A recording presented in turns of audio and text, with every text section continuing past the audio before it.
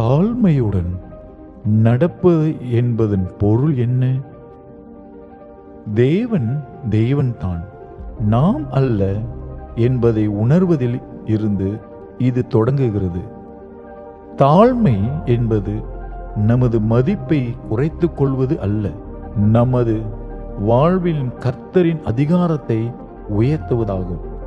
அது நமது வழியை விட அவருடைய வழியையும், நமது கருத்துக்களை விட அவருடைய ஞானத்தையும், நமது லட்சியங்களை விட அவருடைய நோக்கத்தையும் தேர்ந்தெடுப்பதாகும்.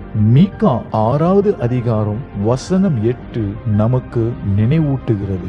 மனுஷனே, நன்மை இன்னதென்று அவர் உனக்கு அறிவித்திருக்கிறார். நியாயம் செய்து இரக்கத்தை சிநேகித்து உன் தேவனுக்கு முன்பாக மனத்தாழ்மையாய் நடப்பதை அல்லாமல் வேறு என்னத்தை கர்த்தர் உன்னிடத்தில் கேட்கிறார்? பெருமையுடன் அல்ல, சரணடைதலுடன், சுயசார்புடன் அல்ல, அவருடைய கிருபையை சார்ந்திருப்பதன் மூலம் உபவாசத்திலும் ஜபத்திலும் இருக்கும் இந்த 40 நாட்களில் நமது பெருமையை கைவிட்டு அவருடைய இருதயத்திற்கு நெருங்கி செல்வோம். நாம் தேவனுக்கு முன்பாக எவ்வளவு தாழ்ந்து பணிகிறோமோ அவ்வளவு பலமாக அவருடைய வல்லமையில் நாம் நிலைத்து நிற்போம். பணிவுடன் நாடுங்கள், தேவனோடு நாடுங்கள்.